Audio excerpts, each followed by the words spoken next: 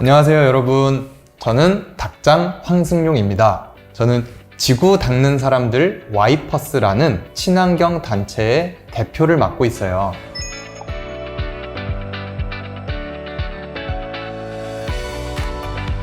요즘 환경에 대한 관심이 정말 많아지고 있는데요, 정말 다양한 환경에 대한 이야기를 나눠보려고 해요. 첫 번째 시간으로 친환경에 입문하는 시간을 가져볼 텐데요, 여러분들과 친환경에 대해서 즐겁게 공부하기 위해서 제가 정말 특별한 게스트를 함께하기 위해 모셨습니다.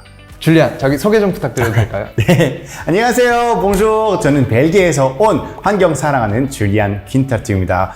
오늘은 이렇게 또 닭장님의 초대로 여러분들과 함께 시간 보낼 수 있게 돼서 너무 영광이고요. 일단 첫 시간 때 입문 시간이다 보니까 환경에 대한 간단한 이야기를 하고 넘어가 보려고 하는데, 오늘 닭장님하고 얘기하니까 너무나 기대되고 있습니다. 사실 제가 닭장님하고 안지 조금 됐어요. 근데 아직 뭐랄까, 닭장님이 왜 환경에 대해서 관심 가지게 됐는지에 대해서 잘 얘기 안 해봤던 것 같아서 오늘은 그런 시간도 됐으면 좋겠습니다. 네, 요즘 환경에 대해서 사실 굉장히 사람들이 관심이 많은데 네네. 줄리안도 여기저기서 정말 친환경 활동을 하고 있다고 이야기를 너무 많이 들은 것 같아요. 줄리안이 약간 친환경에 대해서 처음 관심을 갖게 된 계기는 어떻게 될까요? 처음 갖게 된 계기 딱 하나 한 순간이 좀 없었던 것 같아요. 왜냐면 이제 벨기에에서부터 우리 엄마 아빠도 벌써 좀 환경에서 조금 관심 있으신 분들이거든요. 뭐 환경 단체에서 활동한다거나 그런 거 아니지만 뭐 어릴 때 유기농 가게 운영하셨고, 그래서 조금 그런 감수성이 조금 다른 사람들보다 조금 있었던 것 같아요. 근데 본격적으로 나는 환경에서 뭐 해야겠다라는 결심을 하게 됐던 순간은 제가 방송을 했잖아요. 근데 방송하기 시작했을 때 여러분들도 이제 비정상회담이라는 방송 때문에 저를 알게 됐을 텐데, 그때 제가 목소리가 생기니까 제 목소리로 뭘 할 수 있을까라는 고민 좀 해봤던 것 같아요. 근데 제가 환경에 대해서 관심 좀 있고 기후변화에 대해서 듣다 보니까 점점 문제가 심각해지고 있는데, 그래서 내 목소리를 썼으면 좋겠다라는 생각을 하게 됐어요. 그런데 저는 그때 뭐 그냥 텀블러 들고 다니고 자전거 타고 다니고 뭐 이런 간단한 것들 많이 소개했지만, 어느 날 패션쇼 보러 갔는데 끝나고 나서 거기 있던 카펫이랑 이런 모든 쓰레기 버려지는 배기장을 봤어요. 근데 내가 컵 들고 다녀봤자 하루 만에, 한 시간 만에 본 이제 그런 행사를 위해서 이렇게 많은 쓰레기 있다면 내 실천이 효과가 없지 않을까. 그래서 그때 좀 기후 우울증이 왔었어요. 너무 문제가 심각한데 내가 할 수 있는 게 너무 없는 것 같고, 그래서 그때 조금 다운됐다가 많은 사람들이 주변에서 활동하는 거 보고, 닭장님 비롯해 다양한 사람들이 하는 거 보고 나는 안 되겠다, 뭐 좀 열심히 해야겠다 라는 생각을 가지게 되고, 그리고 지금까지 여러분들 앞에서 환경에 대한 얘기하러 오게 되었던 것 같습니다. 어떻게 보지 말아야 될 거를 봤는데 궁극적으로는 그쵸. 잘 이렇게 좋은 쪽으로 승화를 시켰네요. 그렇죠. 근데 처음에 좀 힘들었어요. 왜냐면 한 몇 년 동안 좀 환경에 대한 대외적으로 좀 많이 안 하게 됐던 것 같고, 왜냐면 어차피 뭐 할 수 있는 게 없다고 좀 약간 좀 막연하게 생각했던 것 같아요. 근데 그러면 안 됩니다, 여러분. 그래서 오늘은 그러면 왜 안 되는지에 대해서 좀 이따가 얘기하면 될 것 같아요. 근데 닭장님은 사실 제가 만나서 얘기할 때마다 진짜 어디서 이 환경 사랑이 시작됐는지 솔직히 들어본 적 없는 것 같네요. 솔직히 제 환경에 대한 관심은 좀 부끄러움에서 시작을 했어요. 처음에 거북이 코에 낀 그 빨대, 요거 엄청 많이 봤잖아요. 다들 아마 봤을 것 같아요. 영상을 보고 이제 뭐 할 수 있을까를 좀 고민을 막 하고 있었어요. 네네. 근데 이제 그러던 와중에 우리나라 나이로 8살 정도 되겠다, 8살 라이언 힝맨이라는 어린이를 만납니다.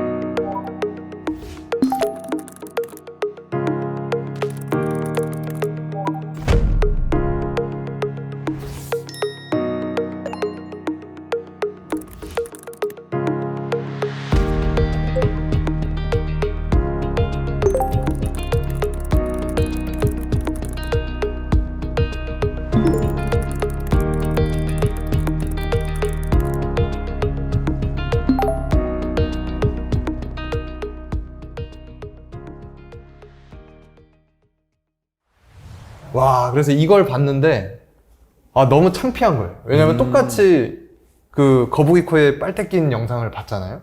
근데 8살짜리는 벌써 그렇게 쓰레기를 주우면서 뭘 하고 있는데 네네. 나는 하고 있는 게 없는 거야. 그래서 그때 너무 큰 어른으로서의 그 진짜 창피함? 요런 거를 좀 겪고, 뭐라도 해야 되겠다. 라고 이제 환경활동을 시작을 하게 된 것 같아요. 그러셨군요. 네. 잘 하셨네요. 그래도 많은 사람들도 그 아이 영상 보고 또 움직이지 않았을 텐데, 맞아. 그래서 그때 뭔가 움직일 수 있는 그런 시발점이 됐네요. 제가 8살짜리 그래서 스승님을 또 좀 모시고 있습니다. 아니, 요즘 이렇게 환경 관련해서 네. 줄리안이 또 워낙 활동도 많이 하고, 네네. 최근에 특히 예전에는 지구 온난화 이런 얘기를 좀 많이 썼는데 맞아. 요즘은 이게 용어가 조금씩 바뀌더라고요. 그쵸. 뭐 네. 기후 변화였다가 기후 위기였다가 뭐 아까 말했던 것처럼 지구 온난화라고 썼다가 이제는 안 쓰고 사람이 많이 헷갈리는 것 같아요. 네. 그래서 이게 어쩌다가 이렇게 용어까지 바뀌고 요즘 좀 얼마나 심각한 상황인지 이렇게 환경에 대한 얘기 중에 일단 기후 위기에 대해서 한번 좀 줄리안이 설명을 좀 해줄 수 있을까요? 네, 네. 좋죠. 아마 여러분들은 뭐 환경에 대한 관심이라면 이거에서 좀 알고 있을 수도 있는데 사실 저도 이렇게 관심 많이 가지기 전에 계속 좀 많이 헷갈렸던 것 같아요. 아까 말했던 것처럼 아니 지구 온난화라고 했는데 어디서 추워지고 그리고 뭐 2도였다가 갑자기 1.5도라고 하고 그래서 솔직히 헷갈릴 수밖에 없을 것 갑자기 같아요. 멸종한다고 하고 네, 멸종한다고. 멸종은 몇 도에서 하는지 또 막 잘 모르겠네. 맞아. 그래서 간단하게 몇 가지 좀 짚고 가려고 하고 있어요. 이 문제를 이해하려면 근본적인 원인을 조금 더 파악할 필요 있다고 저는 생각하고 있어요. 네, 우리가 지금 지구에 살고 있잖아요. 그렇죠? 근데 지구 따뜻하게 하는 게 바로 태양이죠. 근데 태양에서는 매일매일 저희한테 에너지를 보내고 있잖아요. 그렇죠? 그 보내고 있는데 이 에너지는 오자마자 바로 다시 나가진 않아요. 그렇게 됐다면 우리가 살지 못했을 거예요. 너무 추워가지고. 이게 온실 효과라 그래요. 그러니까 태양에서 온 에너지가 복사열로 인해 바로 나가지 않고 잠깐 지구에서 머무는 거죠. 머무는 거. 머물면서 이 지구를 따뜻하게 사람이 살 수 있는 정도의 온도를 만드는 거죠. 근데 이 온실 효과 만드는 게 바로 이 대기에 있는 다양한 가스들인데 인간이 너무 많은 온실가스 배출하고 있죠. 이거를 좀 비유하자면 유리랑 좀 비유해 볼게요. 자, 유리 위에다가 차인데 갑자기 먼지 조금 쌓였어요. 그래도 보이잖아요. 그렇죠? 그러면 웬만하면 조금 쌓여도 그냥 그대로 운전해요, 사람들이. 맞아. 근데 어느 순간부터 더 이상 시야가 보이지 않게 갑자기 불투명해졌는데 그게 바로 이 온실가스와 비슷해요. 왜냐면 온실가스에서는 지금은 온도가 빠져나가야 것은 충분히 빠져나야 우리가 살 수 있지만 점점점 온실가스가 생기다 보니까 온실 효과가 강해져서 유리 위에다가 먼지 너무 쌓였을 때 시야 안 보이듯이 갑자기 온실가스 빠져나가지 못하게 되는 거죠. 그러다 보니까 이 전체 지구의 온도가 올라가고 있습니다. 근데 이제 문제는 사람들이 아니 뭐 온도는 조금 올라가면 오히려 좋지 않나. 그러니까. 겨울이 너무 추워. 맞아. 하는 사람들 많을 텐데 근데 이게 조금 잘못 생각하게 되는 것 같아요. 왜냐면 이제 매일매일 있는 온도와 그리고 지구 전체의 기후의 온도가 사실 별개입니다. 우리도 사실 어떤 날 여름 되면 뭐 밖에 30도, 40도여도 생활할 수 있고 그리고 겨울 때도 옷 따뜻하게 입으면 생활할 수 있잖아요. 그렇지만 우리 몸 안에서 온도 조금만 올라가도 그치. 문제죠. 맞아. 인간의 평균 온도 얼마인지 아세요? 대충 36.5도? 36.5도, 그쵸? 그 정도? 그러니까 36.1에서 37.2도가 이제 평균 이제 정상 온도라고 해요. 그렇지만 1도만 올려봐요. 38도. 아프죠? 아파. 머리도 아프고 힘들고. 근데 이게 지구와 좀 비슷한 것 같아요. 지구의 1도 차이는 엄청난 큰 차이입니다. 그러다 보니까 우리가 기후의 온도가 오라는 거에 대해서 민감하게 생각해야 될 필요가 있다는 거죠. 2022년도에 한국의 홍수 그게 생겼죠. 그때 막 한강 다 불어나고 잠수기 없어지고 맞아.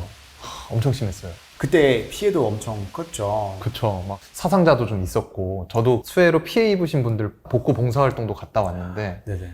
와 진짜 그냥 집이 다 물에 가득 차가지고 엄청 퍼내고 막 이랬었던 기억이 있어요. 그쵸. 근데 한국에 왔었던 홍수도 80년 만에 이게 역사적인 홍수였다고 하더라고요. 그런데 벨기에에서도 2020년도에 역사적인 홍수 났었거든요. 벨기에에서도요? 네, 벨기에랑 독일에서 났던 게 좀 전 세계적으로 이슈가 됐었는데 120년 만의 홍수였다고 하는데 그때가 사망자도 벨기에에서만 30명 넘고 그리고 벨기에 독일 합치면 이제 100명 단위로 올라갑니다.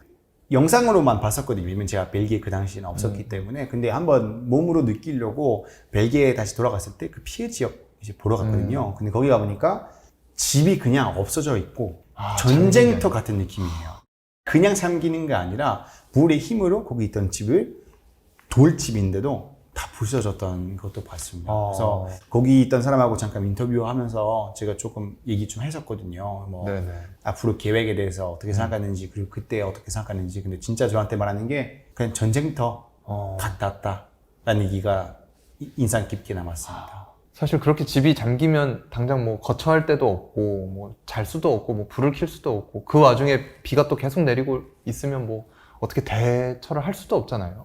그렇죠. 네. 벨기에에서는 너무 오래 갔기 때문에 순식간에 올라갔다고 하더라고요. 그래서 정말로 와, 자연의 힘 얼마나 강한지 느낄 수 있죠. 우리가 막 핸드폰이나 이런 거 막 착착착 하면은 이제 막 어마어마한 그런 기술이 발전된 시기에 살고 있는 것 같아도 네. 아직도 이런 자연의 이런 힘 앞에서는 되게 무기력한 것 같아요. 그죠? 맞죠. 그러니까 진짜 자연 한 번 화나면 정말 안견이 아무리 똑똑해도 어떻게 좀 대처할 방법이 마땅히 없죠. 그런데 이제 자연 재난 앞으로 점점 더 생길 거라고는 해요.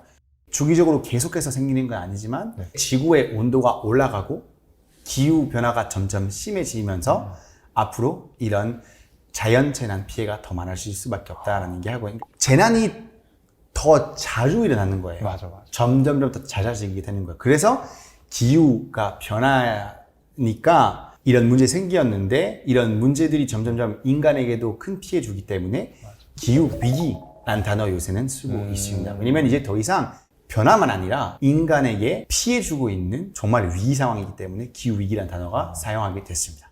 이게 비도 문제지만 네네. 유럽에 폭우가 막 내리는 중에 또 일부 지역은 가뭄이 너무 심하게 와가지고 또 네. 문제가 심했다고 들었어요. 맞죠. 보통 강수량의 20%, 심한 데는 4%밖에 안 와가지고 물을 너무 많이 쓰면은 막 200만 원씩 벌금을 매기고 매일 머리를 감지 말라 그랬나? 막 이제 그렇게 할 정도로 엄청 강력하게 통제를 하더라고요. 그래서 이게 어디는 가뭄, 막 어디는 산불, 어디는 폭우, 뭐 이렇게 다양하게 저희한테 돌아오고 있는 것 같아요. 그렇죠. 그런데 이제 폭우와 가뭄에 대해서도 사람들이 가끔씩 오해하는 게, 그러면 물 오면 좋은 거 아닌가 싶은데 물 너무 많이 오면 결과적으로 땅이 흡수를 못해요. 그래서 가뭄이었던 지역에서 홍수 나면 땅에서 스펀지처럼 빨아들여가지고 이제 잘 들어가야 앞으로 또 가뭄 안 생기고 비가 제대로 오는데 한꺼번에 많이 오면 오히려 역효과가 생겨요.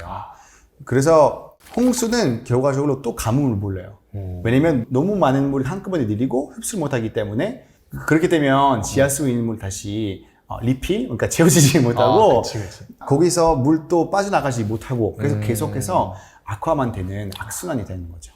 기후위기가 단순히 비만 오고 뭐 이렇게 막 가물고 뭐 이런 걸로 끝나는 게 아니네요. 맞죠. 저희 생활에 이렇게 다양한 쪽으로 영향을 미치는 것 맞죠. 같아요. 그리고 아까 말했던 것처럼 프랑스 가뭄이니까, 근데 가뭄의 문제가 또 뭘까요? 이 바로 우리 먹거리와 연관돼 있죠. 근데 유럽에선 지금은 엄청나게 식량 문제가 올 거라는 전문가들의 목소리가 점점 커지고 있습니다. 왜냐면 가뭄 때문에 원래 수확할 수 있었던 양보다 지금 몇 프로밖에 수확 못하게 될 거라고 판단하고 있는데 더 심각해질 거다. 그러니까 결과적으로 안보 문제로 봐야 된다고 많은 전문가들이 얘기하고 있습니다. 기후위기가 안보 문제로까지 발전을 하는 거네요. 네, 맞습니다. 진짜 심각하니까 저희가 또 어떻게 이런 걸 좀 해결을 할 수 있을지도 고민을 좀 해봐야 될 것 같아요. 너무 시작부터 좀 갑자기 무겁게 좀 갔네요. 너무 무거우니까 환경 문제 관련해서 또 이렇게 기후 위기 말고 좀 다른 이슈 같은 건 또 없을까요? 근데 진짜 기후위기 또 얘기하면 많은 사람들은 또 쓰레기 문제 얘기 많이 하고 있잖아요. 근데 대한민국에서 쓰레기 하면 사실 우리 닥장님 있잖아요. 예. 그러니까 쓰레기의 왕. 왕쓰레기. 왕쓰레기 아닙니다. 네. 쓰레기의 왕입니다, 여러분. 우리 쓰레기의 왕께서 혹시 좀 폐기물이라거나 이런 거에 대해서 좀 얘기할 수 있는 게 있을까요? 그렇죠. 저희가 엄청나게 많은 물건을 쓰고 엄청나게 많이 사실 버리고 있잖아요. 그래서 태평양에 혹시 쓰레기 섬 있다는 거 줄리안 들어보셨죠?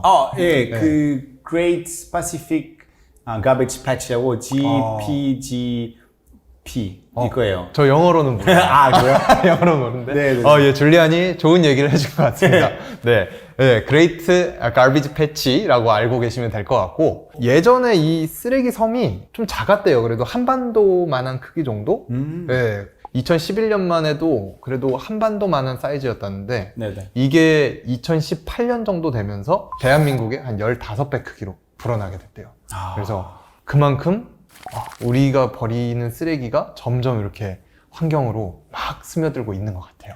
근데 저는 섬이라 그러니까 진짜 섬처럼 사람이 올라가서 설 수 있을 줄 알았는데 그런 게 아니더라면서요. 그렇죠. 그런 진짜 이렇게 막 사람이 착륙해서 내릴 수 있는 섬은 아니고, 이렇게 수질이나 이런 걸 분석해서 여기 계속 미세 플라스틱과 쓰레기가 있다라고 하는 부분을 이렇게 확인을 해봤는데, 각종 쓰레기들끼리 막 엉기고 막 이렇게 얽히고 설켜가지고 점점 더 그 사이즈가 늘어나고 있는 거예요.